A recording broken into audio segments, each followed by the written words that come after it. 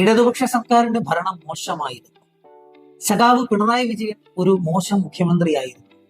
കേരളത്തിൽ സമാനതകളില്ലാത്ത വികസനങ്ങൾ നടത്തിയ ഒരു സർക്കാരും ഒരു മുഖ്യമന്ത്രിയുമായിരുന്നു കേരളത്തിൻ്റെത് എന്നുള്ളത് നിസ്സംശയം പറയുവാൻ സാധിക്കും.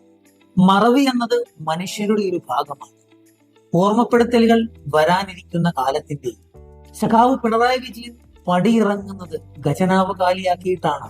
അല്ല, ഇന്ത്യ എന്ന ഇത്രയും വലിയ രാജ്യത്ത് ഒരു ചെറിയ സംസ്ഥാനം അതിദാരിദ്ര്യ മുക്തമായി മാറിയത് ഇടതുപക്ഷ സർക്കാരിന്റെ കാലത്താണ്, പിണറായി വിജയന്റെ കാലത്താണ്.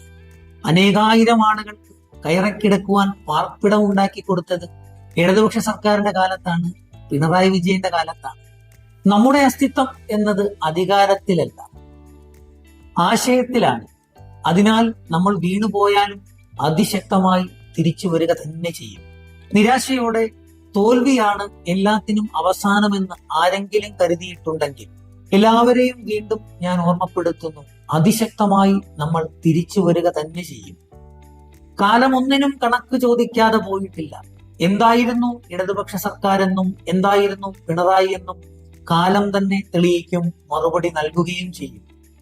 എല്ലാവർക്കും ഒരു ശുഭദിനം നേരുന്നു. ഈ പേജ് ഫോളോ ചെയ്തിട്ടില്ലാത്തവരുണ്ടെങ്കിൽ തീർച്ചയായിട്ടും ഫോളോ ചെയ്യുക, സപ്പോർട്ട് ചെയ്യുക. നന്ദി, നമസ്കാരം.